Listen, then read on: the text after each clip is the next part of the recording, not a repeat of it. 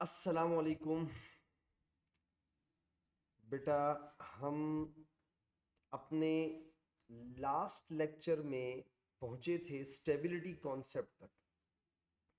मैंने आपको स्टेबिलिटी के बारे में जो बातें बताई थी, तीन बातें। उनमें पहली बात थी कंप्लीट आउटर मोस्ट शेल बेटा, दूसरी बात थी लोअर एनर्जी स्टेट, और तीसरी बात थी इवन डिस्ट्रीब्यूशन ऑफ एनर्जी।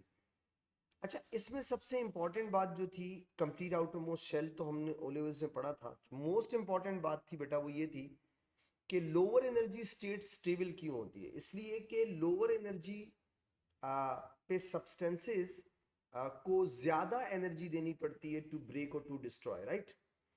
इसी तरह इवन डिस्ट्रीब्यूशन अगर किसी सिस्टम में हो तो वो भी स्टेबल होता है। ये हमने जो आखिर की दो बातें पढ़ी हैं, इन दो बातों में एक छोटी सी बात मुझे आपको अभी इंप्लीमेंट करके दिखानी है, यानी I will start from the implementation of that stability concept. उसमें है बेटा, हेडिंग लिखिएगा। आप अगर मेरे साथ साथ लिख रहे हैं तो कोई बात नहीं, और वो है एक्सेप्शनल इलेक्ट्रॉनिक कॉन्फ़िगरेशन। ठीक है,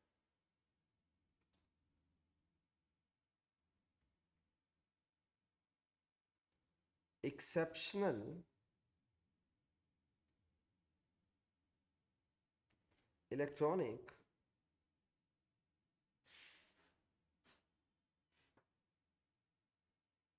कॉन्फ़िगरेशन, एक्सेप्शनल इलेक्ट्रॉनिक कॉन्फ़िगरेशन। अच्छा, अब इसके अंदर ज़रा चीज़ों को थोड़ा समझिएगा। एक्सेप्शनल इलेक्ट्रॉनिक कॉन्फ़िगरेशन में दो एएस लेवल के अंदर दो एलिमेंट ऐसे हैं जिनकी इलेक्ट्रॉनिक कॉन्फ़िगरेशन एक्सेप्शनल है। दो, एक है कॉपर, एक है क्रोमियम। पहले मैं आपको क्रोमियम वाली बताता हूं। जैसे फॉर एग्जांपल बेटा, क्रोमियम का प्रोटॉन नंबर होता है 24। ठीक है, अगर आप इलेक्ट्रॉनिक कॉन्फ़िगरेशन करेंगे क्रोमियम की तो आप क्या बोलेंगे? 1s2 2s2 2p6 3s2 3p6। अब उसके बाद आखिरी 4s2 3d4 is the wrong electronic configuration. ये गलत है। हालांकि अगर हम नॉर्मली इलेक्ट्रॉनिक कॉन्फ़िगरेशन करें तो हमें तो यही नजर आ रही है, बट मैं कह रहा हूं ये गलत है। अगर आप इसमें मिस्टेक फाइंड आउट करना चाहें या इसमें देखना चाहें कि ऐसा क्या है कि ये गलत है, तो आप लास्ट के दो सब एनर्जी लेवल्स पे थोड़ा सा गौर कीजिए बेटा। जैसे फॉर एग्जांपल, अगर आप 4s2 को बनाते हैं तो वो आपका 4s2 ऐसा होगा ना, लाइक दिस, ये देखें। और अगर आप 3d4 बनाते हैं बेटा तो ये कुछ ऐसा होगा, लाइक दिस। फॉर एग्जांपल,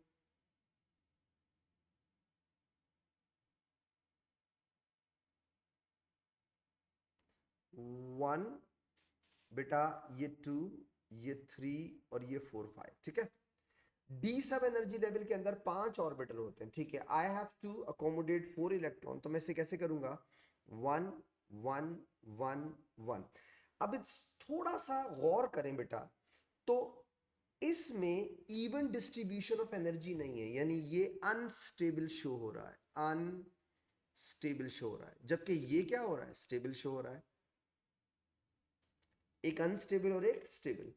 लेकिन इसकी जो सही इलेक्ट्रॉनिक कॉन्फ़िगरेशन होती है जिसमें ये ग्राउंड स्टेट में एग्जिस्ट करता है बेटा, वो ऐसी होती है: 1s2 2s2 2p6 3s2 3p6 4s1 3d5। हम एक्सेप्शनल इलेक्ट्रॉनिक कॉन्फ़िगरेशन कर रहे हैं बेटा। ठीक है, एक मैसेज आया है, उसमें पूछ रहे हैं could you tell me what are we doing? We are doing exceptional electronic configuration बेटा। ठीक है, तो अगर आप क्रोमियम की इलेक्ट्रॉनिक कॉन्फ़िगरेशन करें तो ऊपर वाली जो मैंने ब्लू से लिखी है वो गलत है, और जो मैंने नीचे ब्लैक से लिखी है वो सही है। ऐसा क्यों है? जैसे आपने ऊपर में 4s और 3d को कंसीडर किया, अब आप नीचे वाले में भी 4s 3d को वापस से कंसीडर करें, लास्ट के दो सब एनर्जी लेवल को चेक कीजिएगा। तो बेटा अब देखिए ये सही क्यों है। ये इसलिए सही है कि अगर आप 4s1 करते हैं तो इसमें इवन डिस्ट्रीब्यूशन ऑफ आपके पास आ जाती है। और ये देखिएगा बेटा, for example look at here, 1 2 3 4। अब इलेक्ट्रॉन देखिए, इसमें 5 इलेक्ट्रॉन है, तो 1 2 3 4 एंड 5। अब आप चेक करें नीचे वाले केस में, मतलब क्रोमियम नेचुरली इस स्टेट में क्यों एग्जिस्ट करता है? क्योंकि बेटा अगर आप S को देखें वो भी स्टेबल हो गया है, और अगर आप D को देखें वो भी स्टेबल हो गया है। क्यों? इन दोनों में इस वक्त इवन डिस्ट्रीब्यूशन ऑफ एनर्जी है। ऊपर वाले केस में इवन डिस्ट्रीब्यूशन ऑफ एनर्जी नहीं थी, वो अनस्टेबल था। नीचे वाले केस में दोनों स्टेबल हो गए। तो ये जो डी है बेटा, ये जो नीचे वाला आपका डी है वो भी क्या हो गया है, अब स्टेबल हो गया है। दोनों स्टेबल हो गए, बोथ आर स्टेबल। इसीलिए क्रोमियम इसमें एग्जिस्ट करता है। अब यहाँ पे एक छोटा सा मिसकॉन्सेप्ट है। यहाँ पे ना बच्चे अपनी तरफ से एक चीज समझते हैं। बच्चे समझते हैं शायद क्रोमियम नेचुरली एक्साइटेशन स्टेट में एग्जिस्ट करता है। बेटा आप स्टेटमेंट ही गलत बोल रहे हैं। जब आप बोलते हैं नेचुरली, इसका मतलब होता है ग्राउंड स्टेट। जैसे मैं आपसे कह रहा हूं कि क्रोमियम नेचुरली ऐसा एग्जिस्ट करता है, हमने इसे डिस्कवर किया। हम समझ रहे थे कि इसमें लास्ट में 4s2 3d4 होना चाहिए था। जब हमने डिस्कवर किया तो पता चला ऐसा नहीं है। पता चला इसकी इलेक्ट्रॉनिक कॉन्फ़िगरेशन एंड में आ रही है 4s1 3d5। तो हमें सोचने पे मजबूर कर दिया गया कि यार ऐसा क्यों होता है, व्हाई, मतलब क्रोमियम ऐसे क्यों एग्जिस्ट कर रहा है। सो कीप इन माइंड, मैं कितना लाउडली क्लियरली बोल रहा हूं, this is not the excitation state, this is the ground state of chromium. यानी क्रोमियम नेचुरली ऐसे ही एग्जिस्ट करता है। हमारे सिलेबस में दो एक्सेप्शंस है, एक क्रोमियम है बेटा और दूसरा है कॉपर। हमारा दूसरा जो एक्सेप्शन है वो है कॉपर। Copper proton number 29। अच्छा, अगर मैं बच्चों से कहूं कि यार बेटा इसकी इलेक्ट्रॉनिक कॉन्फ़िगरेशन करें, तो जो नॉर्मल इलेक्ट्रॉनिक कॉन्फ़िगरेशन बच्चे करते हैं वो क्या करते हैं? वो कहेंगे सर वो मसला ही नहीं, ये देखें 1s2 2s2 2p6 3s2 3p6 4s2 3d9। अगर आप देखें तो हमें ऐसी करनी चाहिए, बट जब हमने डिस्कवर किया तो पता चला कॉपर की real ground state, natural state ऐसी नहीं होती। यानी कॉपर 4s2 3d9 में एग्जिस्ट ही नहीं करता। जी, एक्सीलेंट। क्यों? आप गौर से देखें बेटा, अनइवन डिस्ट्रीब्यूशन ऑफ एनर्जी है अगेन 3D के अंदर। तो अगर कॉपर इस इलेक्ट्रॉनिक कॉन्फ़िगरेशन को कुछ ऐसे शो करता है लाइक दिस, ये देखिएगा 1s2 2s2 2p6 3s2 3p6 4s1 और 3d10 is the right electronic configuration। 3d10 पहले लिखें बाद में लिखें, बट पहले लिखें या बाद में लिखें उससे फर्क नहीं पड़ता। नहीं नहीं नहीं नहीं, याद रखिएगा, अभी मैं आगे चल के आपको एक चीज और बताऊंगा बेटा। पहले 3D लिख रहे हैं या 4s लिख रहे हैं इससे कोई फर्क नहीं पड़ता, इट डजंट मैटर। पहले फिल किसे कर रहे हैं इससे फर्क पड़ता है। इस केस में और ऊपर वाले केस में, दोनों केसेस में पहले 4s ही आया है, बट उसमें एक एक इलेक्ट्रॉन आया। सही है। हमने ऊपर लिखा एक्सेप्शनल। एक्सेप्शन किसे कहते हैं? अगर आपसे कोई पूछे यार एक्सेप्शन किसे कहते हैं, आप क्या बोलेंगे? आप बोलेंगे जो चीजें रूल को फॉलो नहीं कर रहे हैं उसे एक्सेप्शंस कहते हैं। तो ये बेसिकली रूल फॉलो नहीं कर रहे बस। अच्छा, अब यहाँ पे एक बड़ा बेहतरीन क्वेश्चन बनता है कि सर आपने कहा हमारे सिलेबस में दो एक्सेप्शंस हैं। हाँ है सर, जिस तरीके से आप स्टेबिलिटी कर रहे हैं 4s और 3D के अंदर, तो मेरा एक सवाल है आपसे, एक सिंपल सा सवाल। देखो सवाल सुनिएगा। तो सर ये वाली बात आप बाकी एलिमेंट्स पे भी तो इंप्लीमेंट कर सकते हैं। जैसे फॉर एग्जांपल कार्बन लीजिएगा, कार्बन का प्रोटॉन नंबर होता है 6। अगर इलेक्ट्रॉनिक कॉन्फ़िगरेशन की जाए तो आप कहते हैं 1s2 2s2 और 2p2। अब गौर से देखिएगा, ये जो दो लास्ट के सब एनर्जी लेवल्स हैं बेटा, इनको आप स्टेबल फॉर्म में भी तो लिख सकते हैं, लाइक क्रोमियम और कॉपर, बिल्कुल लिख सकते हैं। मतलब आप कहते हैं ये इलेक्ट्रॉनिक कॉन्फ़िगरेशन सही है, हाँ मैं बिल्कुल यही कहता हूं। तो सर अगर हम इसे लिख देते 1s2 2s1 2p3, तो इवन डिस्ट्रीब्यूशन ऑफ एनर्जी हो जाती, हाँ हो जाती। तो सर फिर आप क्यों कहते हैं कि ये ग्राउंड स्टेट में ऐसे एग्जिस्ट नहीं करता? ऐसा क्यों होता है कि आप सिर्फ कॉपर और क्रोमियम के अंदर ही ये इवन डिस्ट्रीब्यूशन ऑफ स्टेबिलिटी वाली बात करते हैं? ऐसा क्यों नहीं होता कि आप बाकी एलिमेंट्स में ये सारी बातें क्यों नहीं कर देते? आप हेलोजेंस को देख लें, फॉर एग्जांपल हेलोजेंस की एग्जांपल देता हूं।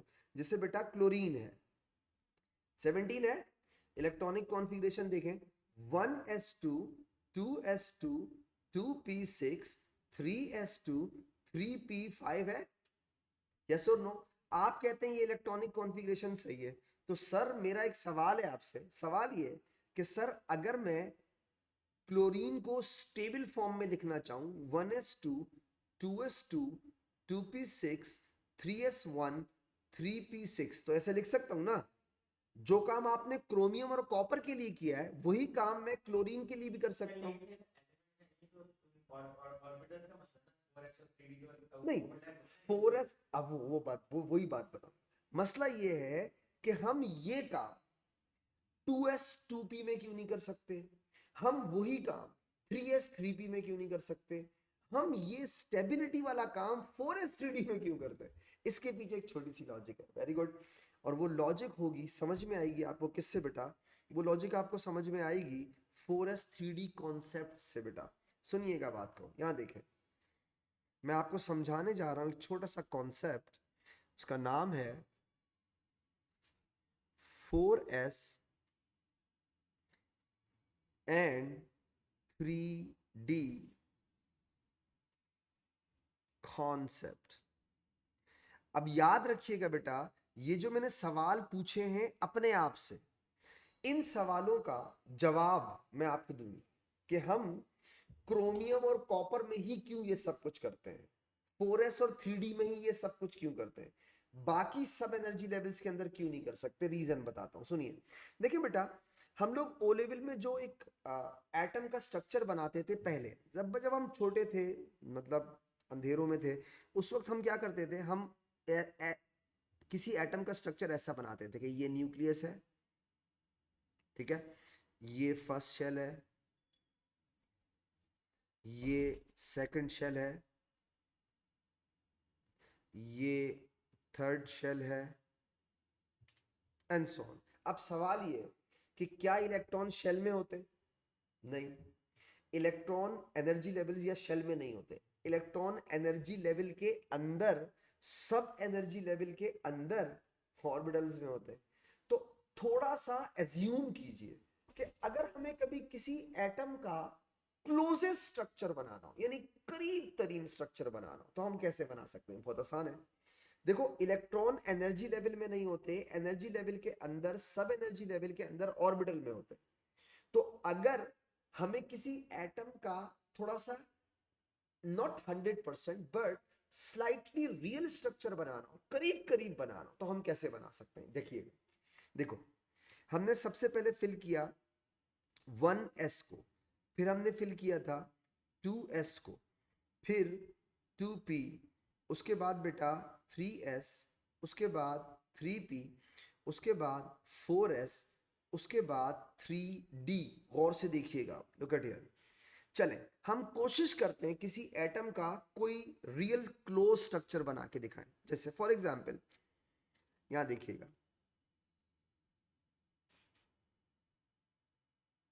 ये हो गया 1s, सबसे पहला। s की शेप क्या होती है? स्फेरिकल, ठीक है। अब देखिए,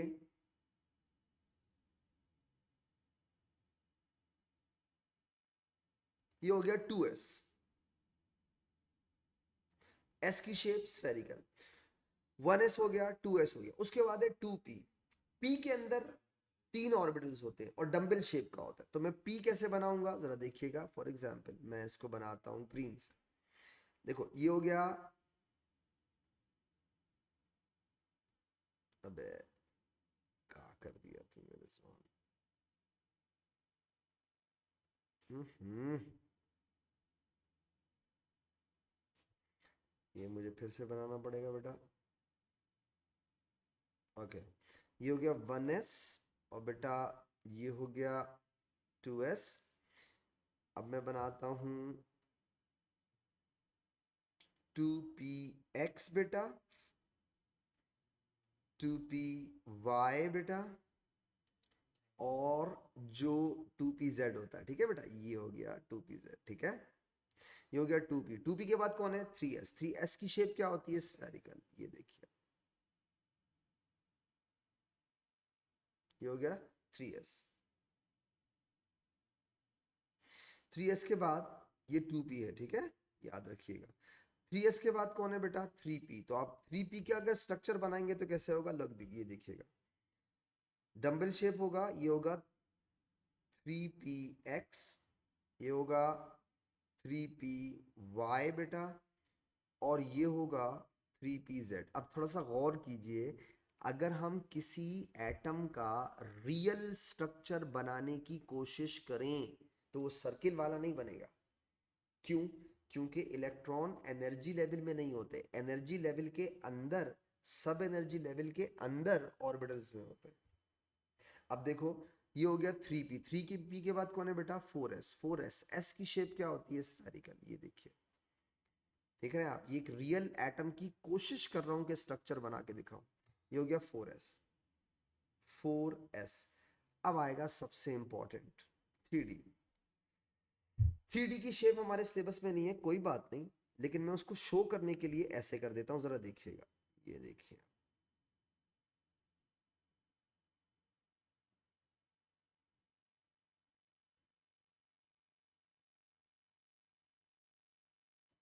ये हो गया आपका 3D। गौर से सुनिएगा अब मेरी बात। 1s से लेकर के 4s तक कोई भी ऑर्बिटल किसी ऑर्बिटल के साथ ओवरलैप नहीं कर रहा, ये ओवरलैपिंग नहीं है बस, ठीक है, ऐसी कोई ओवरलैपिंग नहीं है। लेकिन जैसे ही आप 4s और 3d पे आते हैं बेटा, तो 4s और 3d एक दूसरे को ओवरलैप किए होते हैं। लेट सपोज ये जो मेरा ये वाला हैंड है, राइट हैंड, जो मेरा राइट हैंड है, ये है 4s, और ये जो मेरा लेफ्ट हैंड है, ये है 3d। तो 4s और 3d एक दूसरे को ऐसे ओवरलैप किए होते हैं। अब आप सोचो, अगर दो सब एनर्जी लेवल्स या उनके ऑर्बिटल्स एक दूसरे को ओवरलैप किए हुए हों, तो उनका डिस्टेंस न्यूक्लियस से क्या होगा? सेम। तो अब सवाल यह है कि अगर न्यूक्लियस से डिस्टेंस सेम है तो एनर्जी सेम है, तो फिर आप किस बेसिस पे 4s में पहले इलेक्ट्रॉन फिल करते हैं? तो अब सुन लीजिए बात, अगर दो ऑर्बिटल्स एक दूसरे को ओवरलैप किए हों और उनकी डिस्टेंस न्यूक्लियस से सेम हो, तो पहले किस सब एनर्जी लेवल या ऑर्बिटल में इलेक्ट्रॉन आता है? जिसकी शेप सिंपल हो, जिसकी शेप सिंपल हो, यानी जिसमें इलेक्ट्रॉन को अकोमोडेट करना कंपैरेटिवली आसान हो। तो 3d की शेप कॉम्प्लिकेटेड होती है, 4s की शेप सिंपल होती है, इसीलिए पहले इलेक्ट्रॉन कहां आ जाते हैं? 4s में। अभी बात खत्म नहीं हुई, अभी मैंने आपको एक छोटा सा पॉइंट समझाने की कोशिश की है कि अगर दो सब एनर्जी लेवल और उनके ऑर्बिटल एक दूसरे को ओवरलैप करते हो, तब आप पहले किसे फिल करते हैं? जिसकी शेप सिंपल हो, ठीक है। अब यहां देखिएगा, जैसे ही ये मेरा राइट हैंड, याद रखिएगा बेटा, मेरा राइट हैंड इज 4s, मेरा लेफ्ट हैंड इज 3d। अब जरा देखिएगा होगा क्या, मैं इसको दोबारा बना रहा हूं, और से देखिएगा, इंशाल्लाह बात समझ में आ जाएगी, बल्कि मैं इससे थोड़ा,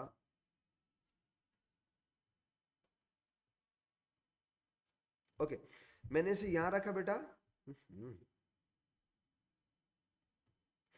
और मैं एक काम करता हूं, जरा देखिएगा, ये है 4s, मैंने इसे लिखा, दिस इज 4s बेटा। अच्छा, अब देखिएगा, गौर से देखिए, बड़ी अच्छी चीज समझा रहा हूं, and this is 3d। Suppose आपके सिलेबस में डी शेप है नहीं, तो मैं इसको वैसे ही बना रहा हूं ताकि आपको मेरी बात समझ में आ जाए। सपोज करो ये ओवरलैप हुआ हुआ है, गौर से देखिएगा बेटा। अब देखें, सपोज करो, और ये 3D है, ठीक है, ये मैंने रेड वाले को क्या लिखा है, 3D। इसी तरह पहला इलेक्ट्रॉन आपने कहां फिल किया, 4s में। सपोज करो बेटा ये रहा आपका 4s का इलेक्ट्रॉन, ये रहा आपका 4s का इलेक्ट्रॉन, आपने 4s2 फिल कर दिया। अब आपने 3D में इलेक्ट्रॉन फिल करना है, ठीक है। लेट्स सपोज, ये देखिएगा बेटा, सपोज करो 3D में पहला इलेक्ट्रॉन आ गया, ये रहा। 3D में दूसरा इलेक्ट्रॉन आया, ये रहा। आपने 4s फिल किया, कर दिया। अब आपने 3D में इलेक्ट्रॉन भरा। गौर से देखिए होगा क्या, जैसे ही आप 3D में फर्स्ट इलेक्ट्रॉन फिल करोगे, 3D 4s के इलेक्ट्रॉन एक दूसरे को रिपेल करना शुरू कर देंगे, एक दूसरे को रिपेल करना शुरू कर देंगे। अब गौर से देखिएगा, कोशिश कीजिएगा मेरे हाथों से आपको बात समझ में आ जाए। देखिए बेटा ये 4s है, ये 3D है। 4s 3D ने एक दूसरे को ओवरलैप किया हुआ है ऐसे, ठीक है। अब जब 4s 3D एक दूसरे को ओवरलैप करेंगे, और जैसे ही 3D में फर्स्ट इलेक्ट्रॉन आएगा, रिपल्जन होगी।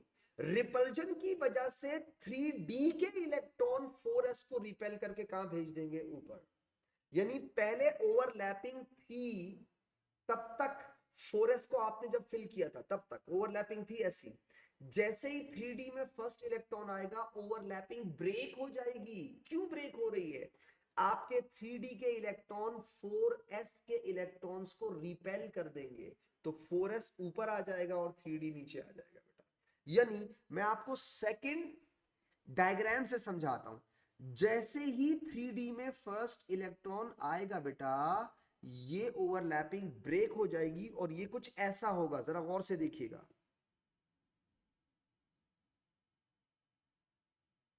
ये है 4s। अब देखिए इसमें 2 इलेक्ट्रॉन आ चुके हैं, और बेटा ये जो आपका 3D है ना, वो कुछ ऐसा हो जाएगा। अब देखिए बेटा, ये देखिए,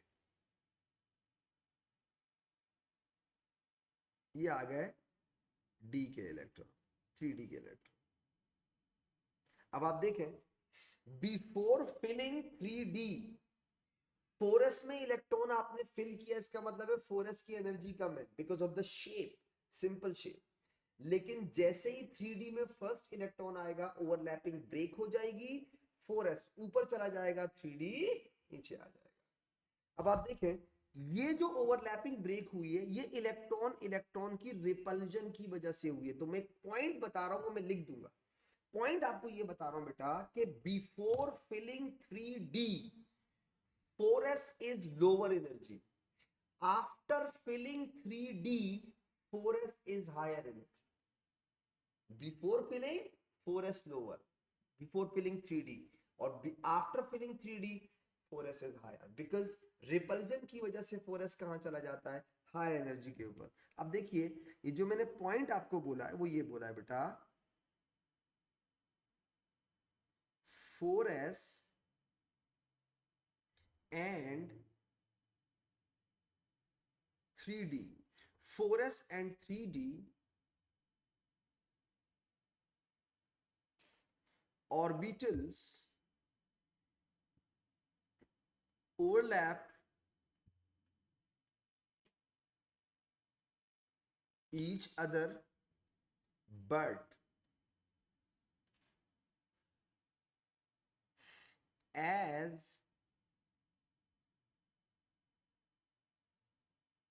the first electron is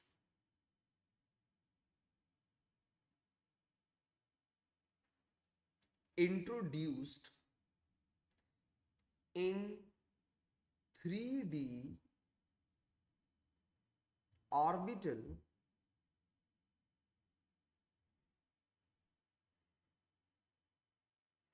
that overlap will break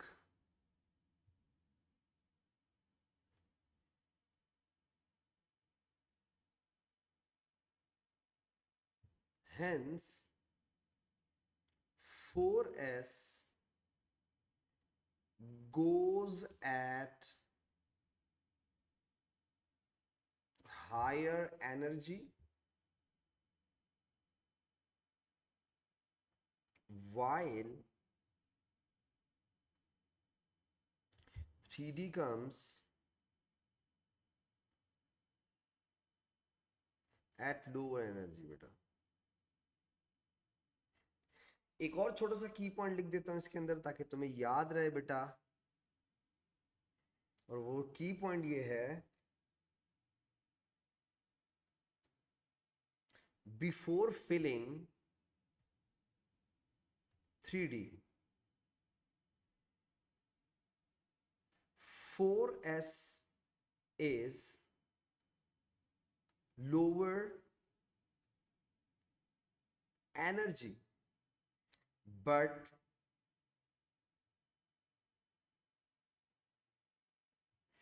after filling 3D 4s is higher। नहीं, वो असल में पहले वाले में एक्सप्लेनेशन दी है, दूसरे वाले में उसको समराइज करके की पॉइंट बता रहा हूं, ठीक है। Before filling 3D 4s is lower energy, but after filling 3D 4s is higher energy orbital. अब यहां पे ना मैं आपको एक बात और बताता हूं, जरा सुनिएगा। हो क्या रहा है, एक छोटा सा मसला है। जैसे अगर आप किसी से पूछो ना, जर्नली पूछो, जैसे मैं आपसे एक सवाल करता हूं, जरा देखिएगा। फॉर एग्जाम्पल आयरन 26 है, इलेक्ट्रॉनिक कॉन्फ़िगरेशन करता हूं तो 1s2 2s2 2p6 1s2 2s2 2p6 3s2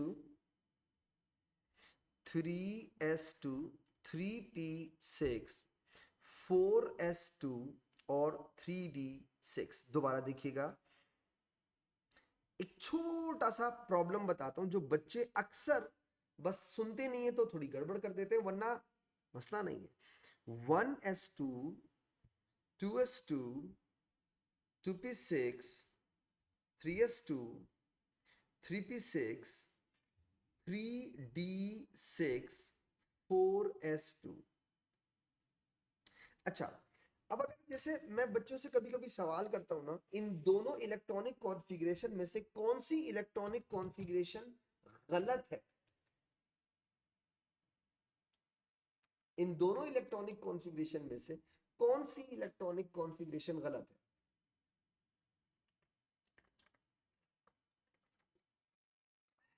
अच्छा अब सुने, यहां हो क्या रहा है मैं बताता हूं। कुछ लोग कहेंगे पहली वाली गलत है, कुछ लोग कहेंगे दूसरी वाली गलत है। अब मेरा जवाब सुन ले, दोनों सही है।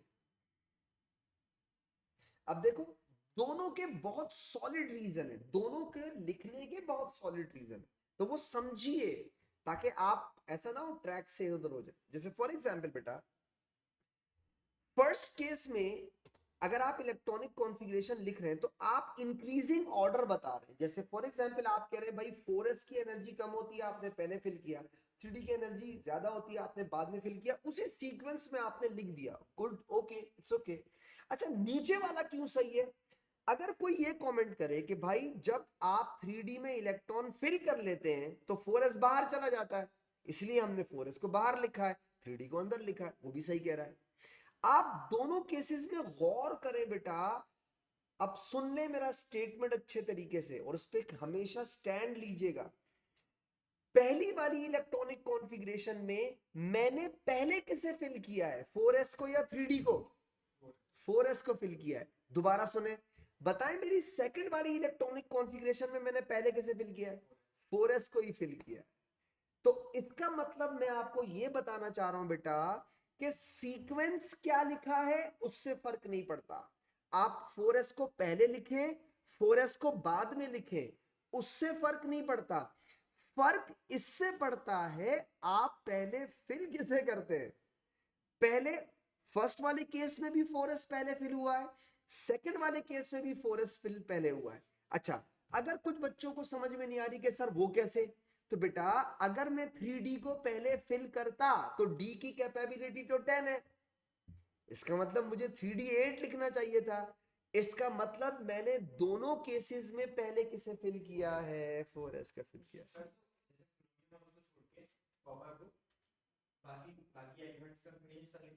हर तरह उनको भी लिख सकते हैं, उनको भी लिख सकते, जैसे फॉर मैं बता रहा हूं, मैं बिल्कुल आप क्रोमियम कॉपर को भी लिख सकते हैं ऐसे। कैसे, ये देखिए बेटा, जैसे कॉपर 29 है ना, आप इसे ऐसे लिखें 1s2 2s2 2p6 3s2 3p6 3d10 4s1 लिखें, सही है, कोई इशू नहीं है। आप क्रोमियम को ऐसे लिख सकते हैं, बिल्कुल लिख सकते हैं, 24 है ना, 1s2 2s2 2p6 3s2 3p6 3d5 4s1 लिखें, सही है, कोई इशू नहीं है। तो याद रखिएगा कि सीक्वेंस सीक्वेंस मैटर नहीं करता, सही है। हाँ, पहले फिल किसे करते हैं वो मैटर करता है। तो हम 4s को पहले क्यों फिल करते हैं? Because of the shape, they overlap with each other. देखो, आप गौर से देखिएगा, 4s और 3d ने एक दूसरे को क्या किया हुआ है, ये देखिए बेटा, मैं फिर से बता रहा हूं, 4s और 3d इन्होंने एक दूसरे को क्या किया हुआ है, ओवरलैप किया हुआ है। ओवरलैप किया हुआ है तो हम 4s को पहले क्यों फिल कर रहे हैं? क्योंकि 4s की शेप सिंपल है।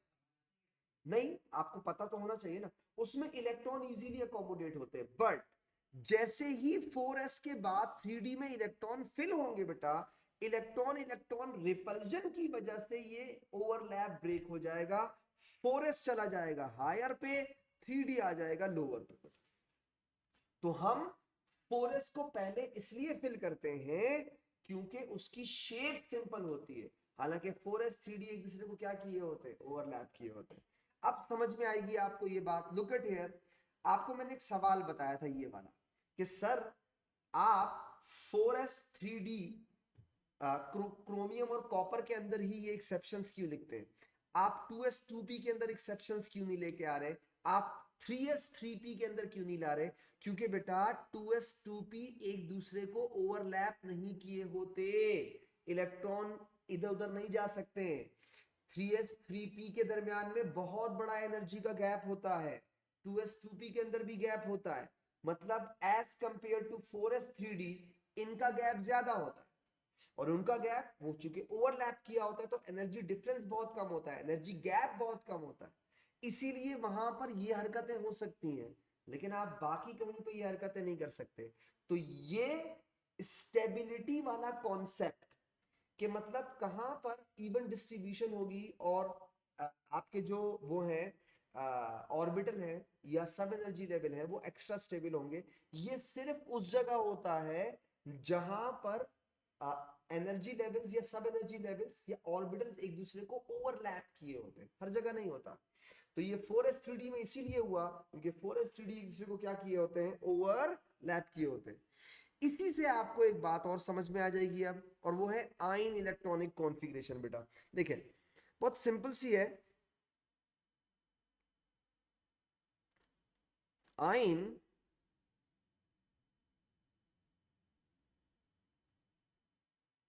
Electronic configuration. अब यहां पे मैं आपको एक छोटी सी इंपॉर्टेंट बात बताऊंगा, ठीक है, जरा ख्याल रखिएगा। जैसे आयन इलेक्ट्रॉनिक कॉन्फ़िगरेशन है, फॉर एग्जांपल आयरन 26 किसी ने लिख के दिया, तो आप इलेक्ट्रॉनिक कॉन्फ़िगरेशन कर रहे थे 1s2 2s2 2p6 3s2 3p6 4s2 3d6 या फिर 3d6 4s2 लिख दें, कोई इशू नहीं है। अब सवाल यहाँ पे ये है कि अगर आपसे एग्जामिनर कहे आयरन 26 विद 2 पॉजिटिव की इलेक्ट्रॉनिक कॉन्फ़िगरेशन करके दिखाओ, यानी पहले तो मतलब बताओ कि 2 प्लस का मतलब क्या हो, इसने कितने इलेक्ट्रॉन लूज किए, 2।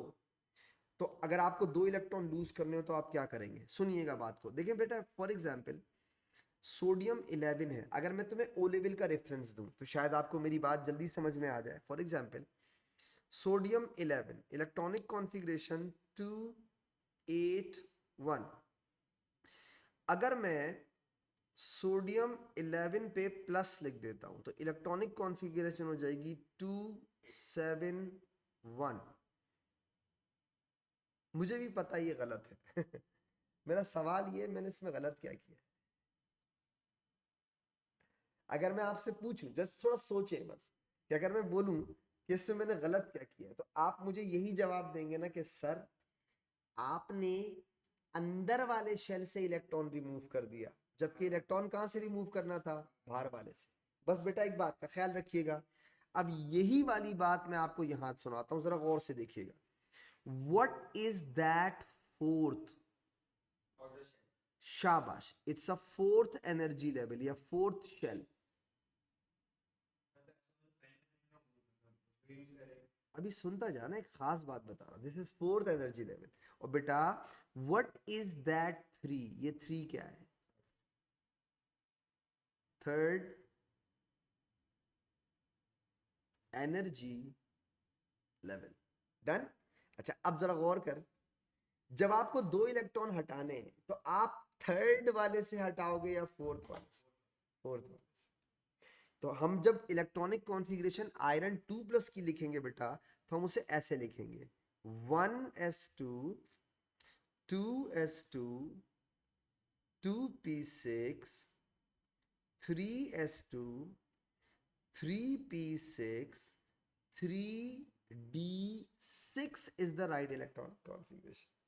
यानी आपने इलेक्ट्रॉन पहले कहां से हटाए हैं बेटा? आउटर मोशन से। अच्छा अब मुझे इंपॉर्टेंट बात एक बतानी है, देखो अगर आपको कोई कंफ्यूज करे, सुनना गौर से, बात को पहले समझिएगा। जैसे आप थोड़ा सा बेटा थोड़ी देर के लिए इसे वापस से देखें, मुझे एक चीज समझानी है। इसको वापस से देखें, ये वाली चीज को, सोडियम वाली चीज को वापस से देखें। अगर मैं आपसे कहूं कि आपने इसमें मिस्टेक ये की है कि आपने अंदर वाले एनर्जी लेवल से इलेक्ट्रॉन रिमूव किया, और अगर मैं इस स्टेटमेंट को एक और तरीके से आपको बोलूं कि इलेक्ट्रॉन अंदर वाले एनर्जी लेवल से नहीं हटाया जाता बल्कि बाहर वाले से हटाया जाता है, तो अगर कोई बेटा इस बात को ऐसे बोल दे कि इलेक्ट्रॉन हमेशा हायर एनर्जी से हटाया जाता है और आपने लोअर एनर्जी से इलेक्ट्रॉन हटा दिया, तो एक ही बात हुई ना। जैसे फॉर एग्जाम्पल, जरा दोबारा सुनिएगा स्टेटमेंट। एक बच्चा कहता है कि इलेक्ट्रॉन हमेशा आउटर मोस्ट एनर्जी लेवल से हटना चाहिए। दूसरा बच्चा कहता है इलेक्ट्रॉन हमेशा हायर एनर्जी लेवल से हटना चाहिए। तो बताओ एक ही बात है या दोनों बातें और अलग अलग बातें? एक ही बात है। क्यों? क्योंकि जो एनर्जी लेवल जितना दूर है उसकी एनर्जी उतनी ज्यादा है, यानी वो उतना आउटर मोस्ट है। तो दोनों बातें एक ही हो गई। तो कोई कहे कि आप इलेक्ट्रॉन आउटर मोस्ट शेल से हटाते हैं, और अगर कोई कहे आप इलेक्ट्रॉन आउट जो है वो हायर एनर्जी से हटाते हैं, तो इसका दोनों का मतलब एक ही हो गया। अब मेरा एक सवाल, अगर कोई आपको तंग करने के लिए ये बोले कि आपने पहले 4s को फिल किया था, क्यों किया था? आपने कहा 4s की एनर्जी कम होती है। गुड। अब सवाल है, देखो ट्रिक सुनिएगा, मुझे ये बताएं, आपने दो इलेक्ट्रॉन रिमूव किए, तो फिर आपने इलेक्ट्रॉन लोअर एनर्जी से क्यों रिमूव किए? आप तो कह रहे हैं 4s लोअर होता है। तो क्या रियली आपने कोई रूल वायोलेट किया? आप कहेंगे नहीं किया। क्यों? क्योंकि जब 3D में इलेक्ट्रॉन आ जाते हैं तो 4s लोअर एनर्जी पे नहीं रहता, बल्कि कहां चला जाता है? हाई एनर्जी पे चला जाता है। इसका मतलब आपने रूल की वायोलेशन नहीं की। आप कह सकते हैं मैंने इलेक्ट्रॉन हायर एनर्जी से हटाए हैं। क्यों? क्योंकि आफ्टर फिलिंग 3D 4s कहां चला जाता है? हाई एनर्जी पे चला जाता है बेटा। तो मुझे उम्मीद है आप छोटी छोटी बातों, सवालों के जवाब से कंफ्यूज, सवालों से कंफ्यूज नहीं होंगे और अपना कॉन्सेप्ट अच्छा रखेंगे। हमने कोई रूल रेगुलेशन यहाँ पे नहीं तोड़ा, सारे रूल्स फॉलो किए। अच्छा, आपका एग्जामिनर अक्सर आयन इलेक्ट्रॉनिक कॉन्फ़िगरेशन में वही आपको वो वाली इलेक्ट्रॉनिक कॉन्फ़िगरेशन देता है ज्यादातर, कॉपर और क्रोमियम की। जैसे फॉर एग्जांपल बेटा मैं शॉर्ट इलेक्ट्रॉनिक कॉन्फ़िगरेशन लिखूंगा, फॉर एग्जाम्पल वो आपको बोलेगा क्रोमियम 24 की इलेक्ट्रॉनिक कॉन्फ़िगरेशन लिखो, तो मैं शॉर्ट लिख रहा हूं। अब आप लिखेंगे बेटा आर्गन, आर्गन के बाद आ गया 3d5 और 4s1। आप चाहो तो 4s1 3d5 लिख दो, लेकिन मेरा सवाल ये है कि जब वो आपसे कहेगा क्रोमियम 24 प्लस की इलेक्ट्रॉनिक कॉन्फ़िगरेशन करो, तो बेटा अब आपको लिखना पड़ेगा आर्गन 3d5 होगी बेटा, याद। जी बेटा, बेटा एक्सेप्शन है ना, दो एक्सेप्शंस हैं। मैंने आपको इसीलिए कहा था एक्सेप्शंस याद रखिएगा, एक्सेप्शंस, एक कॉपर और दूसरा क्रोमियम याद रखिएगा। देखो मैं दोबारा लिख देता हूँ, जैसे फॉर एग्जांपल कॉपर है ना बेटा, तो कॉपर होगा आर्गन, आर्गन के बाद होगा 3d10 और 4s1 बेटा। अच्छा, अब अगर तुम्हारा एग्जामिनर तुम्हें बोले कि बेटा कॉपर +1 की इलेक्ट्रॉनिक कॉन्फ़िगरेशन करना, तो मैं बार बार इसलिए एम्फेसाइज कर रहा हूं कि अक्सर ना बच्चों से एक्सेप्शंस भूल जाते हैं, क्रोमियम और कॉपर भूल जाते हैं, और वो क्या करते हैं जैसे नॉर्मली इलेक्ट्रॉनिक कॉन्फ़िगरेशन कर रहे थे वैसे कर रहे होते। तो बेटा फिर तो गड़बड़ कर दोगे ना। अब जैसे कॉपर के एक इलेक्ट्रॉन हटा रहा है, तो एक इलेक्ट्रॉन हटाने के बाद इलेक्ट्रॉनिक कॉन्फ़िगरेशन क्या होनी चाहिए, आर्गन और 3d10 होनी चाहिए बेटा।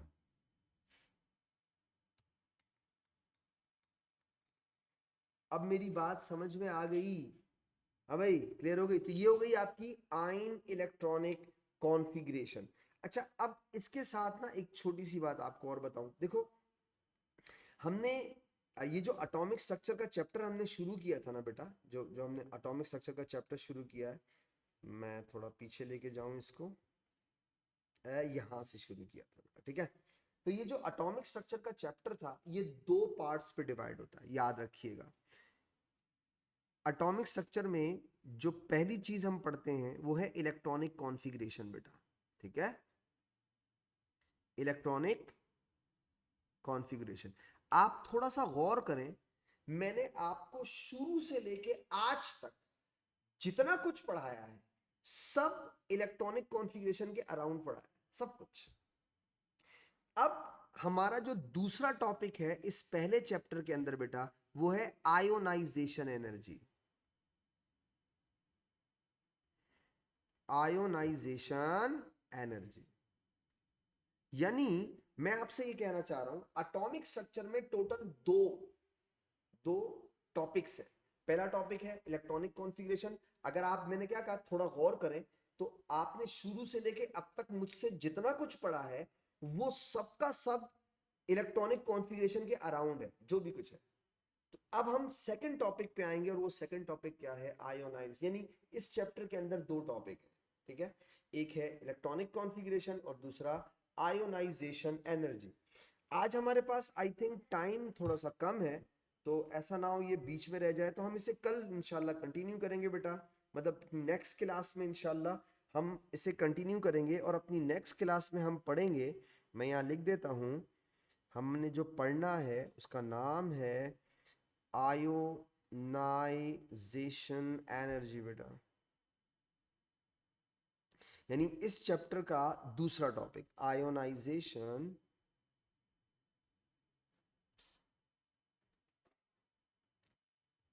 एनर्जी, ठीक है। इसे शॉर्ट में लिखते हैं आई ई बेटा। तो इंशाल्लाह अपनी नेक्स्ट क्लास में इसे कंटिन्यू करेंगे, तो उससे फायदा ये होगा कि हमारा टॉपिक पूरा कंप्लीट हो जाएगा, ठीक है। तो इंशाल्लाह हो जाएगा, काफी कुछ हो जाएगा, मतलब अच्छी खासी चीजें हो जाएंगी इसके अंदर इंशाल्लाह, इंशाल्लाह। Thank you so much. Okay बेटा, अल्लाह हाफिज।